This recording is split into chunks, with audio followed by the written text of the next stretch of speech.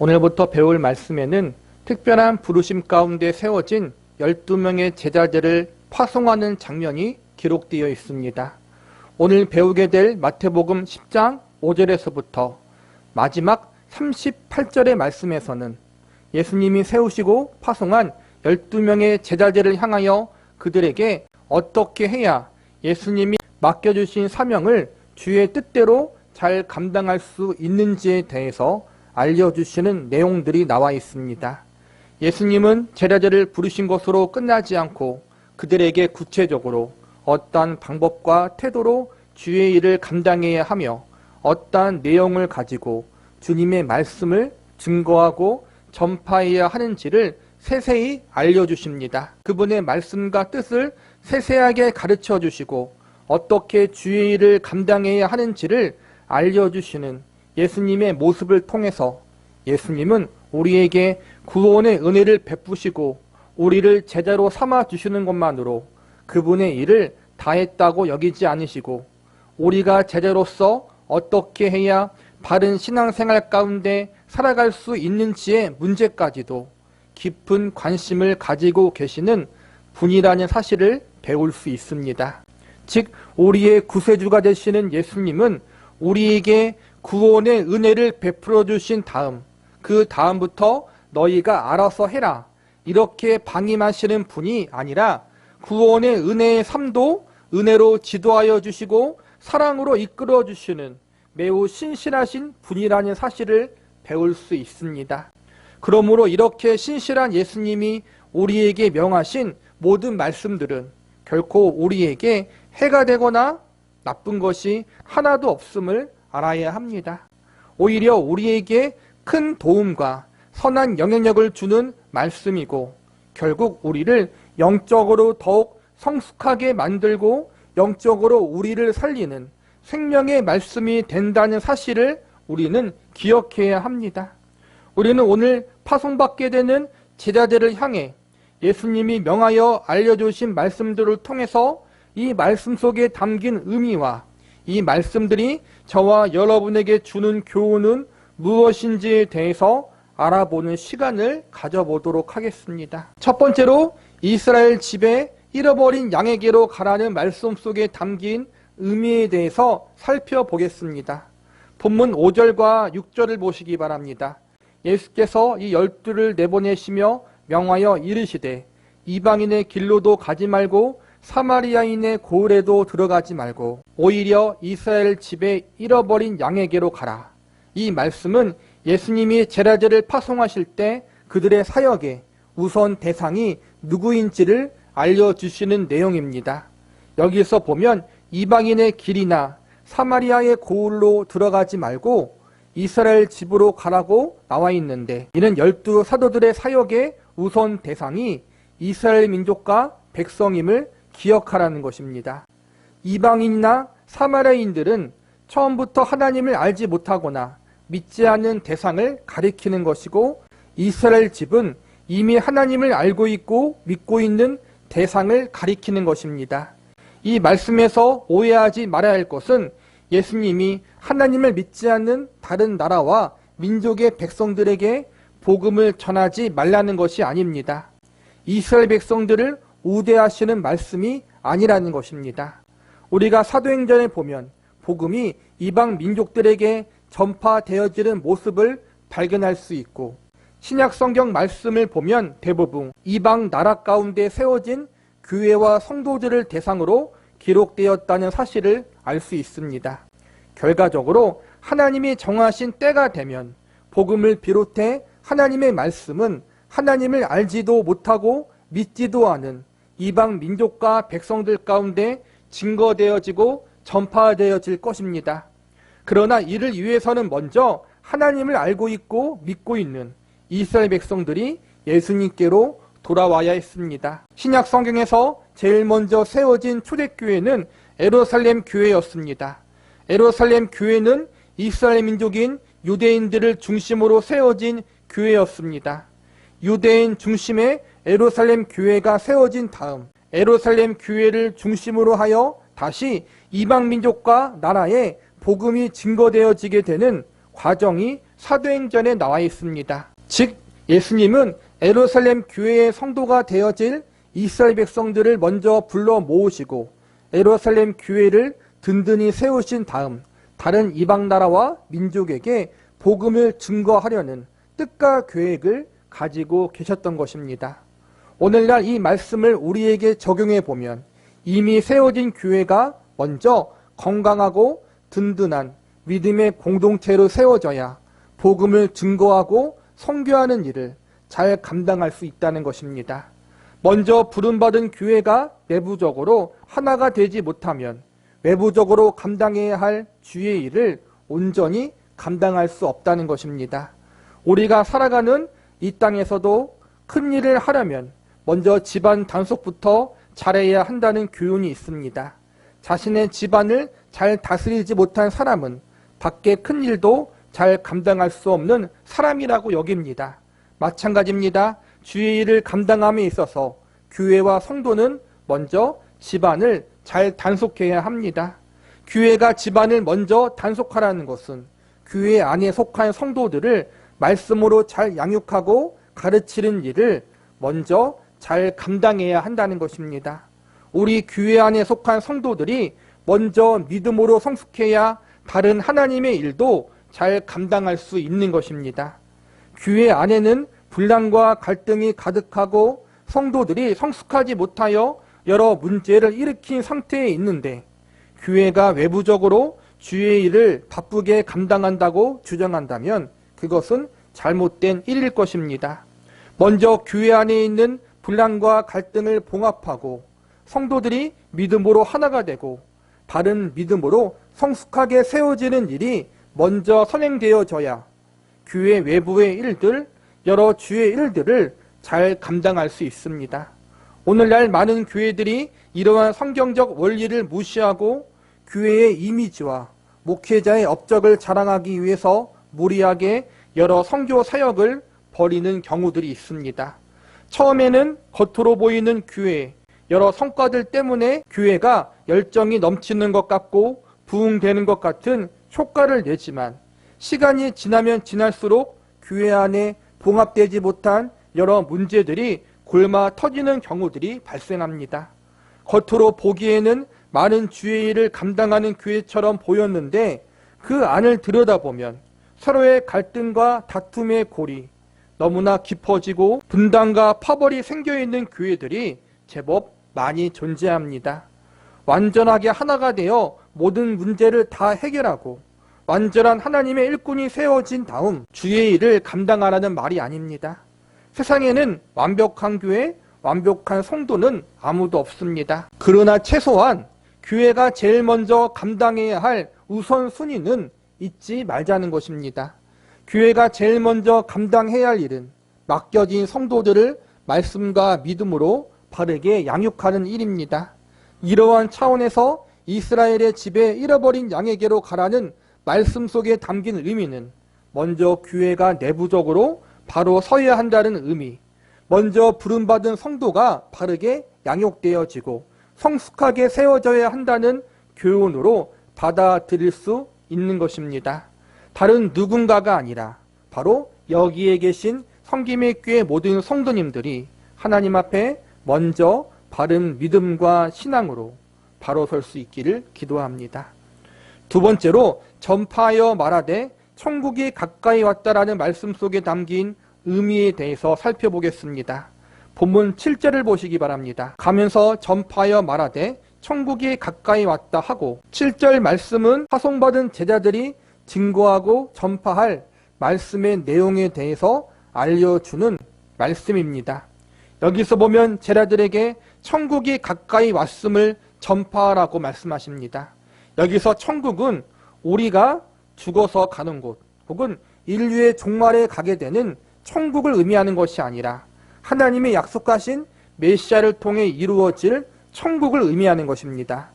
이스라엘 백성들은 하나님이 약속하신 메시아가 오면 이 땅에 천국이 이루어지게 될 것이라고 믿었습니다. 그런데 대다수의 이스라엘 백성들은 메시아가 오시려면 아직 멀었고 그렇기 때문에 메시아가 다스리시는 천국도 아직 멀었다고 믿고 있었습니다. 그러나 그들이 아직 오지 않았다고 믿었던 메시아에 대한 하나님의 약속은 예수님이 오심으로 이미 이루어지고 성취되었습니다. 천국의 주인이신 예수님이 이 땅에 오심으로 이미 천국이 이 땅 가운데 임한 것입니다. 하나님이 메시아를 통해 이루실 천국은 하나님의 백성들이 하나님의 통치하심과 다스리심 속에 온전히 거하는 삶, 그 영광 안에 참된 안식과 평안을 누리며 살아가는 것입니다. 비록 종말에 이루어질 천국은 아직 온전히 임하지 아니했지만 예수님이 초림하심으로 죄인들을 향한 하나님의 구원의 역사가 이미 시작되었기 때문에 천국은 이 땅 가운데 임하고 있는 것이 되는 것입니다. 예수님이 오심으로 말미암아 죄와 사망의 권세 아래 있던 인간들이 자유와 해방을 얻게 되는 일이 시작되었기 때문에 이미 천국의 삶이 시작된 것입니다.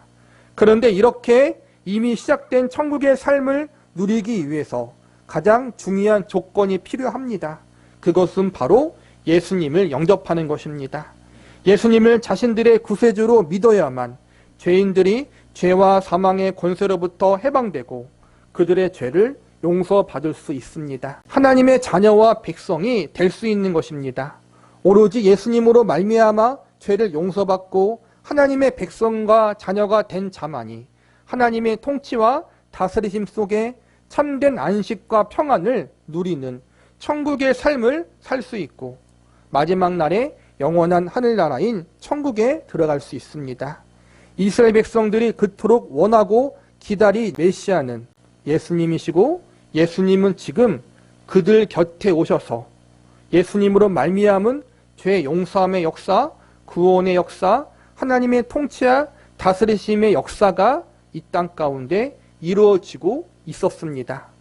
그러므로 천국은 이제 그들의 생각처럼 먼 미래의 일, 아주 멀게 있는 것이 아니라 아주 가까이 와 있는 것입니다. 지금 그들 곁에 계신 예수님만 믿으면, 그분을 구세주로 영접하기만 하면 그들이 그토록 기대하고 고대하던 천국의 삶과 영원한 하늘나라의 삶이 선물로 주어지게 됩니다. 예수님이 제자들을 향해 천국이 가까이 왔다고 증거하게 하신 것은 예수님이 그들이 그토록 기다리고 고대하던 메시아라는 사실을 알려주는 것이고, 그분을 믿고 영접하는 것만이 참된 구원을 받을 수 있는 유일한 길, 천국에 들어갈 수 있는 유일한 방법임을 선언케 하시는 것입니다. 이스라엘 백성들은 더 이상 천국을 기다릴 필요가 없습니다. 지금 그들 곁에 오신 예수님을 그들의 구주로 믿고 영접하기만 하면 됩니다. 이 말씀은 우리에게도 해당됩니다. 우리가 잘 아는 말씀, 고린도후서 6장 2절 말씀에 보면 이렇게 선언하고 있습니다. 이르시되 내가 은혜 베풀 때 너희에게 듣고 구원의 날에 너를 도왔다 하셨으니 보라 지금은 은혜 받을 만한 때요, 보라 지금은 구원의 날이로다. 지금이 바로 구원의 은혜를 받을 기회요, 하나님이 예비하신 천국을 선물로 받을 수 있는 시간이라는 것입니다. 죄 용서함의 길, 구원의 길, 천국의 길은 오직 예수님으로 말미암은 길밖에 없습니다. 그분을 나의 구세주로 믿고 영접하는 방법밖에 없습니다. 그리고 그 시간과 기회는 아주 멀리 있는 것이 아니라 아주 가까이 바로 우리 곁에 지금이란 시간 가운데 주어졌습니다. 우리가 구원받을 수 있는 기회는 바로 지금이고 천국과 영생을 보장받을 수 있는 시기도 바로 지금입니다. 지금은 어디서든지 누구에게든지 예수님을 믿고 구원받으라는 복음의 메시지가 선포되었습니다. 이 복음의 메시지를 듣고 예수님을 영접하는 사람은 그 즉시 구원을 받게 되고 하나님의 자녀와 백성이 되어 천국과 영생을 선물로 받을 수 있게 됩니다. 우리는 우리에게 주어진 단 하나의 구원의 길, 하나님이 보내주신 메시아 예수 그리스도를 믿고 영접하기를 거절해서는 안 됩니다. 천국이 가까이 왔다는 말씀 속에 담긴 의미는 이처럼 구원과 천국은 멀리 있거나 먼 미래에 있는 것이 아니라 바로 지금 우리 앞에 계신 예수님을 영접하게 되면 천국이 이루어진다는 것입니다. 지금 이 순간 우리에게 제시된 복음의 말씀을 듣고 믿으면 천국이 우리의 것이 된다는 것입니다. 저와 여러분 모두 우리에게 주어진 기회의 시간을 결코 외면하거나 놓치지 마시기 바랍니다. 마지막으로 너희가 거저 받았으니 거저 주라는 말씀 속에 담긴 의미에 대해서 살펴보겠습니다. 본문 8절을 보시기 바랍니다. 병든 자를 고치며 죽은 자를 살리며 나병 환자를 깨끗하게 하며 귀신을 쫓아내되 너희가 거저 받았으니 거저 주라. 8절 말씀은 주의 일을 감당하는 자의 마음과 태도가 어떠해야 하는지를 알려주고 있는 내용입니다. 여기서 보면 여러 기적과 이적을 행하는 능력을 사도들에게 주시면서 아무런 대가나 보상을 바라지 말고 그 능력을 베풀라고 말씀하고 계십니다. 12 사도들이 특별한 부르심을 받고 예수님에게 택함받게 된 것, 그리고 그들이 여러 권능을 받게 된 것은 모두 하나님의 주권적인 사랑 때문에 가능했던 것입니다. 그들이 잘했거나 그럴 만한 일을 했기 때문이 아니라 전적인 하나님의 은혜로 말미암은 것입니다. 이처럼 그들도 아무런 조건 없이 하나님의 은혜와 사랑으로 말미암아 이 모든 것을 선물로 받았으니 주의 일을 감당함에 있어서 어떠한 보상이나 대가를 요구해서는 안 된다는 것입니다. 사도들이 복음을 증거하는 일, 말씀을 전하고 가르치는 일, 기적과 이적을 행하는 일을 감당할 때 죄인이요 부족한 자신들을 주의 귀한 일꾼으로 불러주신 하나님께 감사하는 마음, 겸손한 마음을 가져야 한다는 것입니다. 우리도 마찬가지입니다. 우리 역시 주님이 맡겨주신 일을 감당할 때 겸손한 마음을 가져야 합니다. 우리를 부르신 하나님의 은혜에 감사하는 마음으로 주의 일을 감당해야 합니다. 즉 주인의 은혜를 입은 종의 자세로, 주인의 한량없는 사랑을 경험한 청지기의 자세로 주님이 맡겨주신 일을 감당해야 한다는 것입니다. 한 가지 오늘 이 말씀에서 우리가 오해하지 말아야 할 것은 이 말씀을 오늘날 우리에게 적용할 때 너무 심기적으로 받아들이지 말아야 한다는 것입니다. 우리가 지난 시간에 사도들의 권위와 권능에 대한 말씀을 배웠습니다. 사도들은 일반 성도들과 다르게 예수님의 특별한 부르심을 받은 사람들로서 특별한 권위와 권능을 부여받은 존재들입니다. 가장 특별한 것은 예수님이 그들에게 복음의 진리와 예수님의 모든 가르침을 계승하여 주셨고 그들로 하여금 교회를 세우고 신약 성경 말씀을 기록하도록 역사하셨다는 것입니다.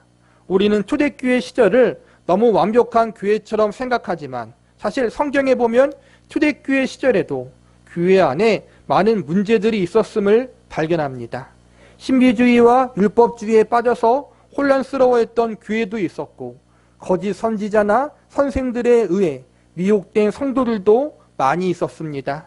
또한 교회 안에 여러 문제들로 인해서 분열과 갈등도 많이 있었음을 성경을 통해서 발견합니다.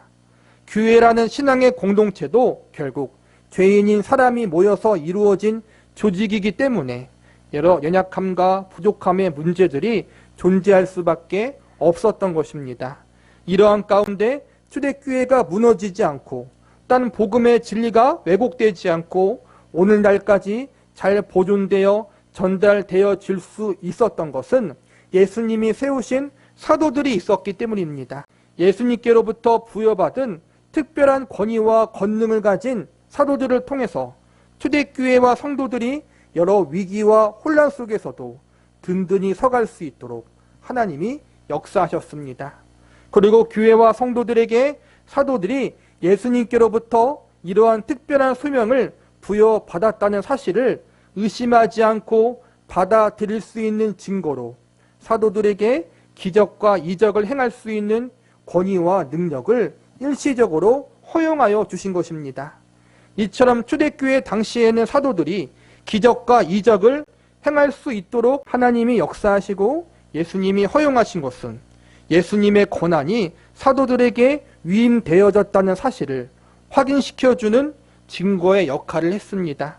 그러므로 오늘 8절 말씀을 문자 그대로 받아들여서 오늘날도 복음을 증거하고 하나님의 일을 감당할 때 반드시 기적과 이적이 일어나야 한다는 주장은 잘못된 주장이고 우리가 그대로 적용할 수 있는 말씀은 아니라는 사실을 기억해야 합니다. 감사한 것은 오늘날 우리가 사도들과 같이 기적과 이적을 일으키는 능력을 부여받지 못했지만 기적과 이적을 일으키는 능력보다 더 중요한 것을 선물로 받았다는 것입니다. 그것은 예수님으로 말미암아 하나님의 자녀와 백성들의 신분을 얻었다는 것이고 믿음의 주요 만왕의 왕이신 예수님이 우리와 영원토록 함께하고 있다는 사실입니다. 그러므로 오늘날 우리가 중요하게 여겨야 할 것은 기적과 이적을 일으키는 능력이 아니라 기적과 능력의 주인이신 하나님이 우리의 아버지라는 사실입니다. 예수님이 우리와 함께하사 우리를 그분의 제자요 일꾼으로 세우셨고 모든 것을 합력하여 선이 이루어지도록 우리의 인생을 섭리하고 계시다는 사실에 우리는 집중해야 하고 감사해야 합니다. 기적과 이적을 일으키는 능력을 사모하지 말고 능력의 근원이신 하나님 아버지를 사모하시기 바랍니다.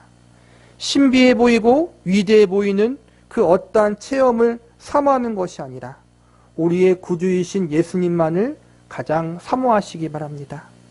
너희가 거저받았으니 거저주라는 말씀 속에 담긴 의미는 이처럼 우리가 받은 가장 큰 은혜와 사랑이 무엇인지를 깨닫고 그 은혜와 사랑을 주신 하나님과 예수님께 감사하는 마음을 가져야 한다는 것입니다.